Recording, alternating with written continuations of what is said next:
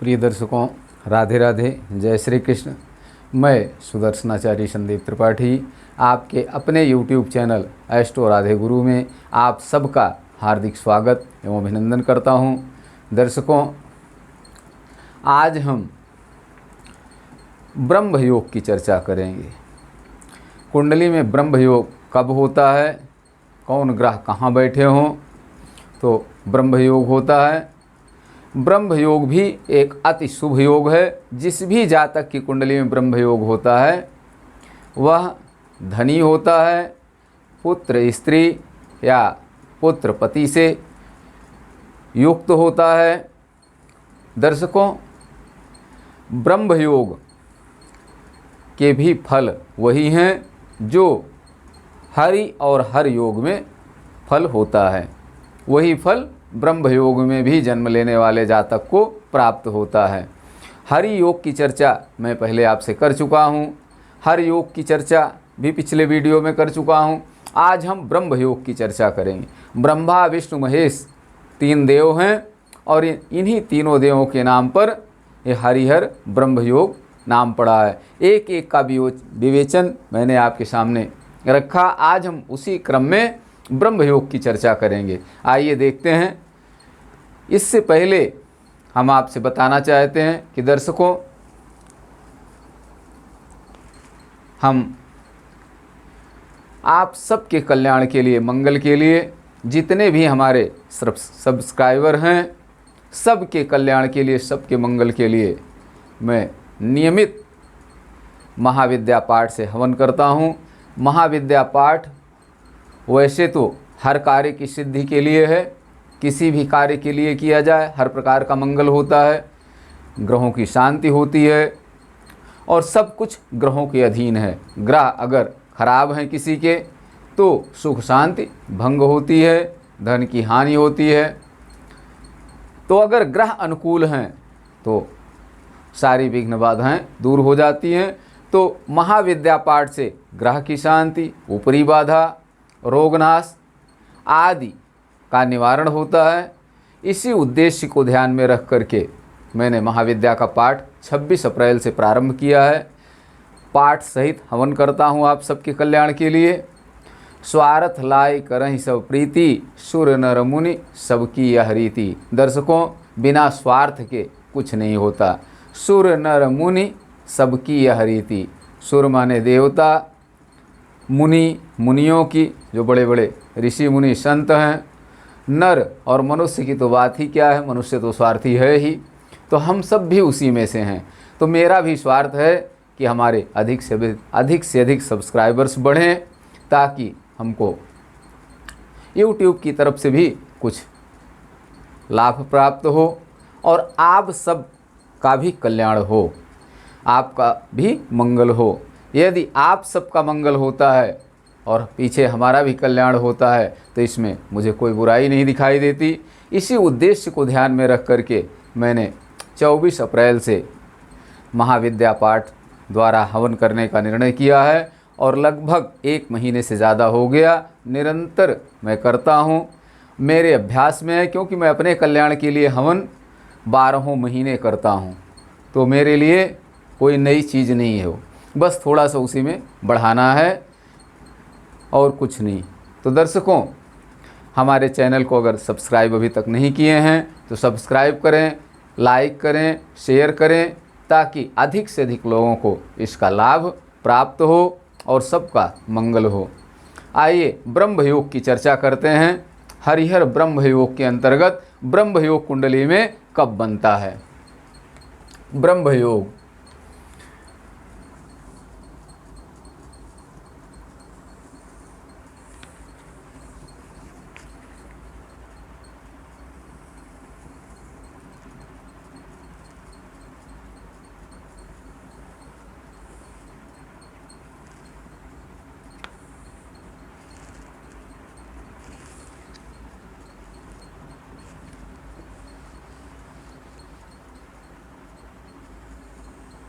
मैंने आपसे शुरुआत में कहा था कि कुंडली बनाते समय चक्र चाहे जैसे टेढ़ा मेढ़ा बने, कोई भी रेखा कैसी भी बन जाए, लेकिन 12 भाव होना चाहिए। 12 घर होने चाहिए, 12 हाउस होने चाहिए जिनमें राशियां और ग्रह बैठते हैं।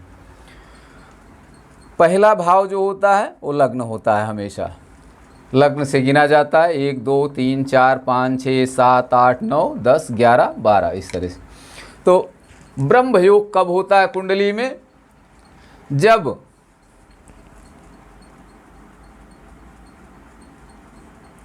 एकादशेश लाभेश, एकादशेश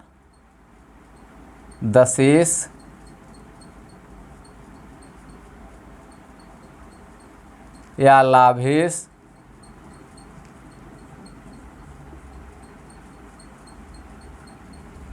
से चौथे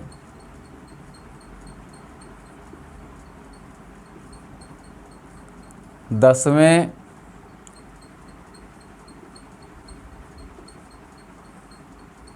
और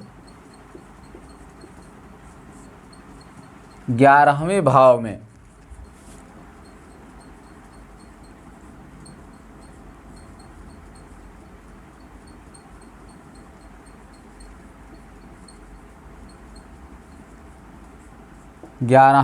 में शुभ ग्रह बैठे हों।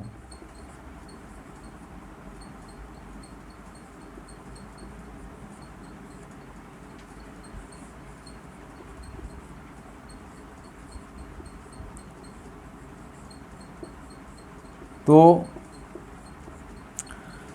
कुंडली में ब्रह्म योग होता है।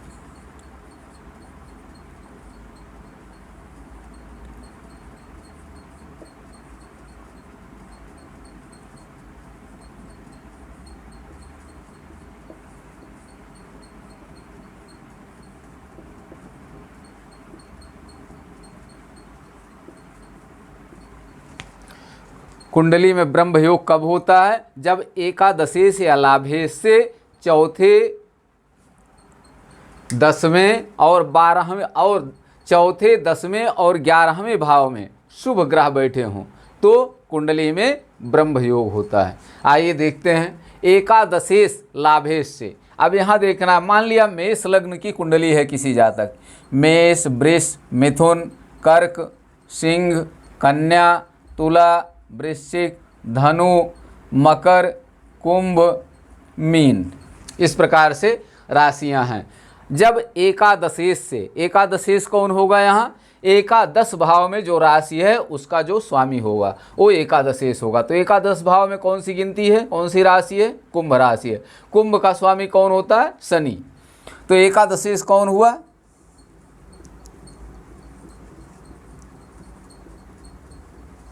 एकादशेश या लाभेश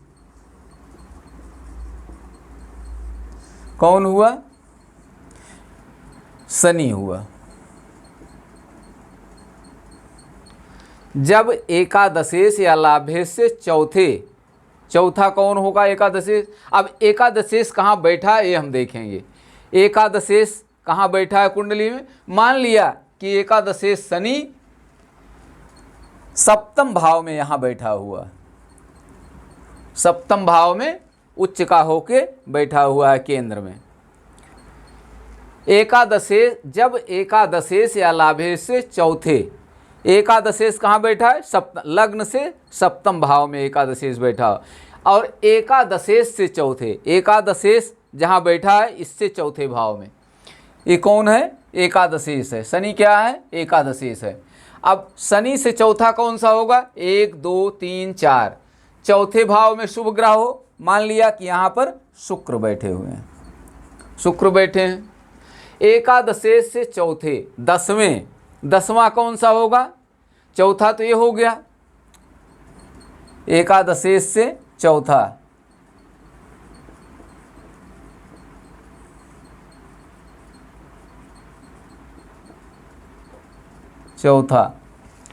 एकादशेश से चौथे दसवां कौन सा होगा? 1 2 3 4 5 6 7 8 9 10, ये 10वां होगा एकादशेश से। तो एकादशेश से 10वें भाव में मान लिया कि यहाँ गुरु बैठे हुए हैं,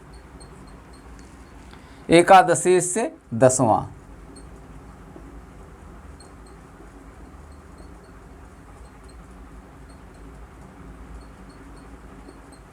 10वां भाव, एकादशेश से 10वां भाव, ये हो गया। चौथे, 10वें और 11वें भाव में शुभ ग्रह हो। 11वां कौन सा होगा? 10वां ये होगा तो इसके बाद वाला 11वां होगा। ये 11वें भाव में मान लिया बुध बैठे हुए हैं।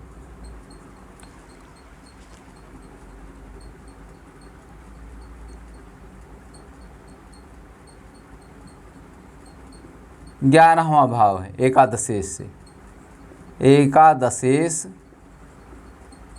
से 11वां,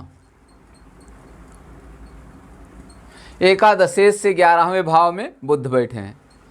जब एकादशेश से चौथे भाव में, एकादशेश एकादश भाव का जो स्वामी है उससे चौथे भाव में शुभ ग्रह हो, उससे 10वें भाव में शुभ ग्रह हो और एकादशेश से 11वें भाव में शुभ ग्रह हो तो कुंडली में ब्रह्म योग होता है। अब यहाँ देखिए, नियम के अनुसार एकादशेश सप्तम भाव में अपनी उच्च राशि में बैठा हुआ है, तुला राशि में, और एकादशेश शनि से चौथे भाव में शुक्र बैठा हुआ है, शनि की राशि में, मित्र की राशि में बैठा हुआ है, और एकादशेश शनि से 10वें भाव में उच्च का गुरु बैठा हुआ है। कर्क का गुरु उच्च का होता है, उच्च का गुरु लग्न से चौथे भाव में और एकादशेश से 10वें भाव में बैठा हुआ, और एकादशेश से 11वें भाव में कौन बैठा है? बुध बैठे हुए हैं। अब यहाँ देखिए, मेष लग्न की कुंडली है, मेष लग्न की कुंडली में सूर्य और बृहस्पति, चंद्रमा, ये क्या होते हैं? योग कारक होते हैं। तो यहाँ पर देखिए, सूर्य योग कारक है, सूर्य की यहाँ चर्चा नहीं है, सूर्य कहीं बैठा होगा। हमको यहाँ देखना क्या है कि सप्तम एकादशेश से चौथे भाव में शुभ ग्रह हो, 10वें भाव में शुभ ग्रह हो और एकादश भाव में शुभ ग्रह हो तो ब्रह्म योग होता है।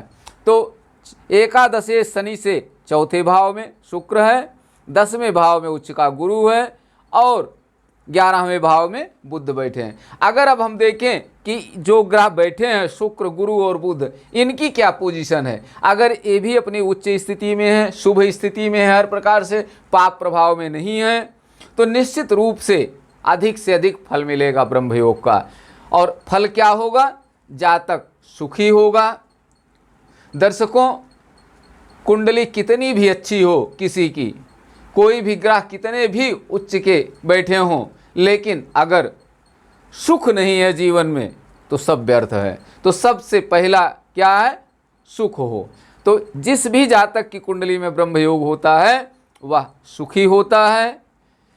अगर पुरुष की कुंडली है तो पुत्र स्त्री से युक्त होता है, और अगर स्त्री की कुंडली है तो पति और पुत्र से युक्त होता है, अर्थात दाम्पत्य जीवन सुखमय होता है, धन धान्य से परिपूर्ण होता है ऐसा जातक। तो अब हम देखना ये चाहते हैं कि एकादशेश की क्या पोजीशन है। एकादशेश भी अपनी उच्च राशि में, शनि यहाँ बैठा हुआ है, तुला में बैठा हुआ है, और ये योग कारक है, ये दशमेश और एकादशेश है। शनि योग कारक तो नहीं है मेष लग्न के लिए, लेकिन दशमेश और एकादशेश है, केंद्र का स्वामी है और लाभेश होकर केंद्र में बैठा हुआ अपने उच्च राशि में। तो शनि की भी, एकादशेश की भी पोजीशन बहुत अच्छी है कुंडली में।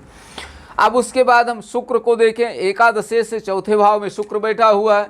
शुक्र कहाँ का स्वामी है? शुक्र धनेश और सप्तमेश है, धन का स्वामी है और सप्तमेश है, सप्तम केंद्र का स्वामी होके मित्र की राशि, शनि की राशि में, शनि शुक्र का मित्र है, शनि की राशि में, मित्र की राशि में 10वें भाव में बैठा हुआ है, केंद्र में बैठा हुआ है।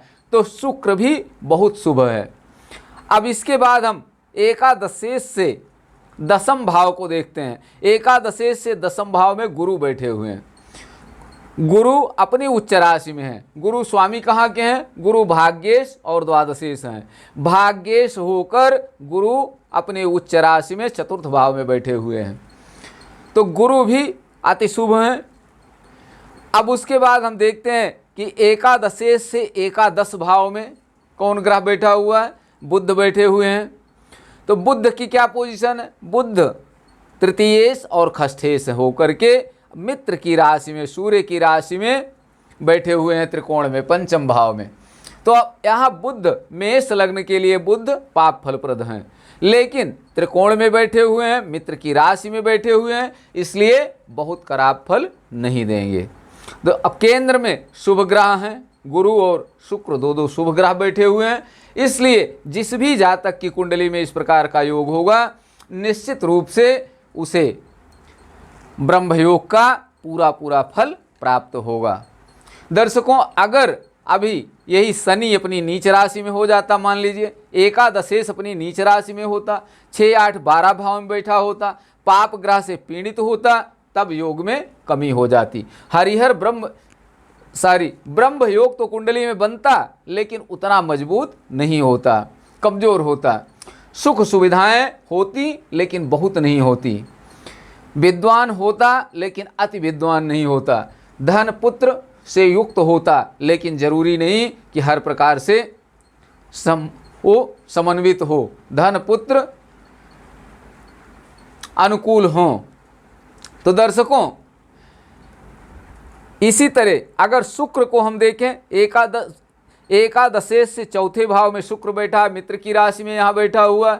शुक्र कहाँ का स्वामी है? धनेश और सप्तमेश होकर के बैठा हुआ है। शुक्र प्रबल मार्केश है, लेकिन मित्र की राशि में बैठा हुआ है यहाँ, और शुभ ग्रह बृहस्पति की इस पर पूर्ण दृष्टि पड़ रही है, इसलिए इसकी जो खराब प्रभाव है, जो मार्केश प्रभाव है, वो बिल्कुल ना के बराबर होगा। थोड़ी बहुत खरोच लग सकती है, अगर दुर्घटना होगी तो थोड़ी बहुत खरोच लग सकती है, लेकिन किसी प्रकार का कोई अनिष्ट नहीं होगा। क्यों? क्योंकि उच्च के गुरु की पूर्ण दृष्टि शुक्र पर पड़ रही है। तो दर्शकों, शुक्र की पोजीशन ही है। गुरु को अगर हम देखें तो गुरु भाग्येश होकर यहाँ बैठा, गुरु पर भी शुक्र की पूर्ण दृष्टि पड़ रही शुभ ग्रह की। बुध पंचम भाव में बैठा हुआ है, मित्र की राशि में, बुध भी अपनी जगह सही है। अगर ओवरऑल हम देखें तो कुंडली, जिस भी जातक की कुंडली में इस प्रकार का योग होगा, निश्चित रूप से ऐसा जातक ब्रह्म योग का पूर्ण फल प्राप्त करेगा, अर्थात सुखी होगा, विद्वान होगा, धन पुत्र से या धन पुत्र स्त्री से सुखी होगा, या फिर धन पुत्र और पति से सुखी होगा, और समाज में उसकी प्रतिष्ठा होगी। जहाँ भी होगा वो अपने आप में अलग होगा और अगली पंक्ति में होगा, सर्वोच्च स्थान पर होगा, राजा या राजा के समान उसका जीवन होगा। दर्शकों, ये रही ब्रह्म योग की चर्चा।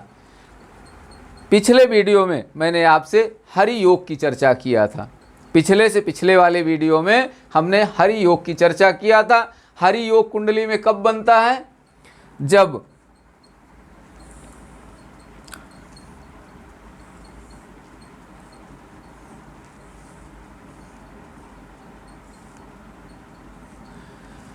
द्वितीय से द्वितीय, अष्टम और द्वादश भाव में शुभ ग्रह हो तो हरि योग बनता है। हरि योग कब बनता है? जब सप्तमेश जहाँ बैठा हो, सप्तम भाव में जो राशि है उसका स्वामी जहाँ बैठा हो, उससे चौथे भाव में, छठवें भाव में और आठवें भाव में शुभ ग्रह हो तो हर योग बनता है। और ब्रह्म योग कब बनता है? जब एकादशेश से चौथे, 10वें और एकादश भाव में शुभ ग्रह हो तो ब्रह्म योग बनता है। तो ब्रह्मा विष्णु महेश तीनों योग अलग अलग मैंने आपको समझाया, एक कुंडली में भी इनको समझाया जा सकता है। तो दर्शकों, आज यहीं तक, अन्यथा वीडियो बहुत लंबा हो जाएगा। अगले वीडियो में हम पुनः एक नए विषय के साथ आपसे मिलेंगे और कल से एक कुंडली का विश्लेषण भी आपके साथ शेयर करेंगे, कुंडली का विश्लेषण करेंगे, ताकि कुंडली देखना आपको आ जाए। दर्शकों, आप पूरा वीडियो देखेंगे, हर वीडियो देखेंगे, तभी थोड़ी थोड़ी चीज़ें जहाँ कन्फ्यूजन है दूर होती रहेंगी और चीज़ें सुनते सुनते अपने आप याद हो जाएंगी। और आप अगर रुचि नहीं है तब भी एक अच्छे ज्योतिषी धीरे धीरे आने वाले समय में बन जाएंगे। इसलिए हमारा आपसे निवेदन है कि जो भी वीडियो में डालता हूँ उसको पूरा देखें, समय दें। इतना तो समय दें, फेसबुक व्हाट्सएप पर आप 4-4 5-5 घंटा समय देते हैं, तो अपने काम की चीज़ पर भी थोड़ा ध्यान दें। कुंडली देखना अगर आ गया आपको तो विश्वास मानिए समाज में आपको प्रतिष्ठा मिलेगी। भले ही आप व्यावसायिक रूप से ज्योतिषी न बने, लेकिन मान सम्मान आपका 4 गुना बढ़ जाएगा। जहां आप बैठेंगे 4 आदमी आपको प्रणाम करने वाले होंगे, आपसे पूछने वाले होंगे अपने विषय में। तो दर्शकों, आशा है आप सब वीडियो देखेंगे। इसी आशा और विश्वास के साथ आप सबको मंगल कामना। राधे राधे, जय श्री कृष्ण। आप सब स्वस्थ रहें, मस्त रहें, हंसते मुस्कराते रहें। जय हिंद।